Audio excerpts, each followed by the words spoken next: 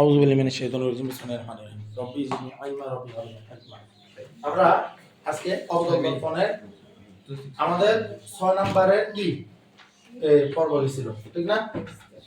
যেখানে আমাদের বস্তু বক্রতা কেন্দ্রের ভিতরে ঢুকছিল। ভালো করে তাকান আমার অবকল্পনে আজকে এমন একটা করব যেটা ইন রিসেন্ট টাইম অর্থাৎ 24-25 সালে জনপ্রিয়তা পেয়েছে। কবে জনপ্রিয়তা পাইছে? 24-25 সালে। এই 24-25 সালের আগে এটা আসতো না, এটা এখন আসা শুরু হয়েছে। তাহলে এটা কিরকম ভালো করে দেখেন। বস্তু এটা হলো বক্রতা কেন্দ্র, বস্তু এটা হলো প্রধান ফোকাস। আমাদেরকে প্রশ্ন করা হবে অবতল দর্পণে বাস্তব এবং অবাস্তব দুইটা প্রতিবিম্ব গঠিত হওয়া সম্ভব কোন বস্তুকে কোথায় রাখলে, বস্তুকে কোথায় রাখলে। এটা কোনো কিছু নাই, জাস্ট আমি যদি একটা বস্তুকে যদি এখানে রাখি, এই বস্তুকে যদি আমি যদি প্রধান ফোকাসে রাখি, কোথায় রাখি? প্রধান ফোকাসে রাখি, তাহলে প্রধানকে সমান্তরাল একটা পরিষ্কার করতে হবে। সেটা প্রধান ফোকাস দিয়ে কি হবে? সেটা প্রধান ফোকাস দিয়ে চলে যাবে, বুঝা গেছে? আরেকটা আলোক রশ্মি বক্রতার কেন্দ্র থেকে যেমনে যাবে তেমনে ফিরে আসবে। এখন এই ব্যাপারটা এইভাবে একটা ঘটতে পারে, এভাবে ঘটলে এটা বুঝাবো যে এটা পিছনের দিকে মিলিত হবে। বিম্বটা কোথায় মিলিত হবে? যেহেতু সমান্তরাল রেখা কোন দিকে মিলিত হবে এটা আল্লাহ ভালো জানে। অর্থাৎ এর অসীমে চলে যাচ্ছে। কোথায় চলে যাচ্ছে? অসীমে। রেখা চলে যাচ্ছে অসীমে, পিছনের দিকে।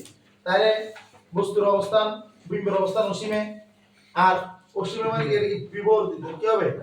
বিবর্ধিত, অনেক বড়, অনেক বড়। আর উল্টা, আর কি হবে? উল্টো। এটা একটা ঘটনা হতে পারে।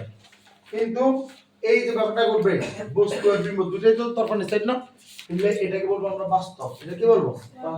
বাস্তব। কথা বোঝা যাচ্ছে? কিন্তু ঘটনা আবার উল্টো হতে পারে। উল্টোটা কিরকম? ধরলাম যে এই যে দর্পণটা রেখাকে যদি পিছনে দিকে বর্ধিত করি, এটা রেখাকেও যদি পিছনে দিকে বর্ধিত করি, তাহলে কোন এক্সাম সেটা পিছনে মিলিত হতে পারে। সমান্তরাল রেখা আল্লাহ ভালো জানে কখন মিলিত হবে। তাহলে এই যে পিছনের দিকে যাচ্ছে এটা হলো অবাস্তব। বিম্ব এক সাইডে, বস্তু এক সাইডে, তাহলে কি ঘটনা কি?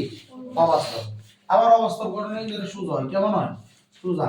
আবার এটা হবে বিবর্ধিত। এটা কেমন হবে? বিবর্ধিত। কথা কি বোঝা যাচ্ছে? অবাস্তব, সোজা, বিবর্ধিত। বিম্বের অবস্থান কিন্তু এটা তো অসীম। কোথায় এটা? অসীম। বোঝা যাচ্ছে আল্লাহর মতে? তার মানে এটা কোথায়? বস্তুকে রাখা আছে কোথায়? প্রধান ফোকাসে। বস্তুকে কোথায় রাখছি? বস্তুকে কোথায় রাখছি? বস্তুকে কোথায় রাখছি? প্রধান ফোকাসে। আগামী কালকে এই ক্লাসটা আশা করি এই অধ্যায়টা শেষ করে দেওয়া হবে ইনশাআল্লাহ। সৃজনশীলগুলো আমরা এখন এই এতে আনবো। পারা যাবে ইনশাআল্লাহ? স্থিতিটা পারা যাবে তো? তাহলে এটা এখানে শেষ, আর কোনো কথা নাই। এটা ভাষার জায়গা করে রিভিজ করবেন। 25 সালে 24 সালে প্রচুর পরিমাণে আছে, অনেক পরিমাণে এটা ভুল করে। আর এটা তো মাথায় রাখবো যে বস্তু বাস্তব অবাস্তব দুটো বিম্বই দিতে পারে, কিন্তু অসীমে। কিন্তু কোথায়? অসীমে। ঠিক আছে? এখন এটা যদি আমরা শুরু করি, ব্যাপারটা করে দেখেন। আমাদের বস্তুর মান ইউর মান হলো 1, ইউর মান কি? 1। বির মান হলো অসীম। বির মান কি? অসীম। আমরা যদি 1/b + 1/u = 1/f করি, আমরা যদি বিম্বের অবস্থান বাইর করতে যাই, অসীম থেকে আমরা বুঝবো 1/f - 1/u। আমাদের বস্তু এখন অবস্থান করতেছে প্রধান ফোকাসে, তাহলে 1/f - 1/f না? তো 1/f থেকে যদি 1/f চলে যায়, তাহলে এটা কত? 0 না? তাহলে 1/b এর মান যদি 0 হয়, তাহলে b এর মান কত হবে? 0/কত? 1 0 নিচে মান অনেক আছে, তাহলে 1/0 হয়ে যাবে না? বুঝা মানে? তো 1/0 মানে ইনফিনিটি। কথা কি বোঝা যাচ্ছে? তাহলে গাণিতিকভাবে প্রমাণ করো বস্তু বিম্ব অসীমে, বিম্ব অসীমে, এই বিম্বের দূরত্ব অসীম, গাণিতিকভাবে প্রমাণ করছি। বোঝা যাচ্ছে? বোঝা যাচ্ছে না? এটা তোরে খুশি কেমন? এটা কেন আছে? এটা প্র্যাকটিক্যালি এটা দেখা দিলাম। মনে দেখবো না? এবার যদি বলে যে বিবর্তন কি হচ্ছে? বিবর্তন সেই -b/কত? u -b/কত? এখন বিম্বের অবস্থান মাইনাস, এই বিম্বের বির মান হলো কি? অসীম। আর u দ্বারা আমি অসীমের ভাগ করি, এটাও কি? অসীম। অসীম মানে অত্যন্ত বিবর্ধিত। জানি না, ও আচ্ছা, বিবর্ধিত কিছু, এটা অত্যন্ত বিবর্ধিত। L আর L প্রাইমের ঘটনা তো সেম। L প্রাইম হলো অত্যন্ত বিবর্ধিত, অসীমে। আল্লাহ জানে কি ইচ্ছা চাইছে। জিনবুতের কাহিনী আর কি এটা। বুঝলো কা? জিনবুতের কাহিনী। কথা বোঝা যাচ্ছে?